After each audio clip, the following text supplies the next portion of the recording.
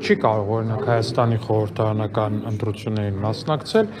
ուժեղ Քյաբաբ Ստյոպի հետ, Ստյոպի մոտ դաշինք, օրինակ։ Կամ որ տենց բանը, լավ բանա անուններով գնալը, խիչ եք դուք ձեր դաշինքի անունը, ասենք դրել բան, վերադարձ Պապլավոկ Ռոբերտ Քոչարյանի հետ։ Ազգային ժողովն արտահերթ նիստում ընդունել է ընտրական օրենսգրքում փոփոխություններ նախատեսող օրինագիծը, որով կարգելվի կուսակցությունների, դաշինքների անվանումներում անձնանունների օգտագործումը։ Նախագծի հիմնավորման համաձայն իրականացվող փոփոխությունները նպատակ ունեն բարձրացնել ընտրական գործընթացների կազմակերպման արդյունավետությունը, նվազեցնել գործնական խնդիրները եւ ապահովել ընտրությունների թափանցիկ ու արդար անցկացումը։ Անկախ դիտոր դաշինքը համարում է, որ համամասնական ընտրակարգի առանցքում պետք է լինի կուսակցությունների քաղաքական ծրագրերի ու գաղափարախոսությունների մրցակցությունը եւ ոչ անձակենտրոն մոտեցումը, որ շարունակում է մնալ հայաստանյան քաղաքական դաշտում։ Միևնույն ժամանակ տարածված հայտարարությամբ արձանագրում է, որ դաշինքների անուններից անձնանունները բացառելն այս ժամանակահատվածում չպետք է դիտարկվեր որպես առաջնային։ Իրավագետ Արտաշես Խալացյանի դիտարկմամբ մինչդեռ առ այսօր կար ներքին հակասություն, քանի որ թիմում այդ կարգավորումն առկա էր, իսկ խորհրդարանական ընտրությունների ժամանակ այն չէր գործում։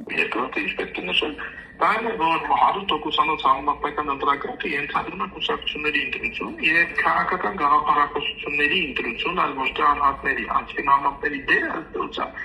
ստորադարձում է կուսակցությունների դերին եւ սրան ուղիղ հակասում է այդ համանդրական մակարդակով ընդունված մոդելի, իսկ համանդրությունը ըստ նշում է, որ խորհրդարանական ընտրությունները անցկացվում են համամասնական ընտրակարգում, դա ուղիղ հակասում է, ուրեմն դրան ուղիղ հակասում է անուն ազգանուններով դաշինքների կամ կուսակցությունների քաղաքական ուժերի մասնակցությունը ընտրարշավին։ Առանց այդ կարգավորման մեր զրուցակցի խոսքերով խախտվում է համամասնական ընտրակարգի բուն էությունը։ Այն է, որ կուսակցությունների մրցարշավ է սա եւ այդտեղ անհատները հանդես են գալիս տվյալ կուսակցության գաղափարական եւ քաղաքական առանցքի ու տանիքի ներքո,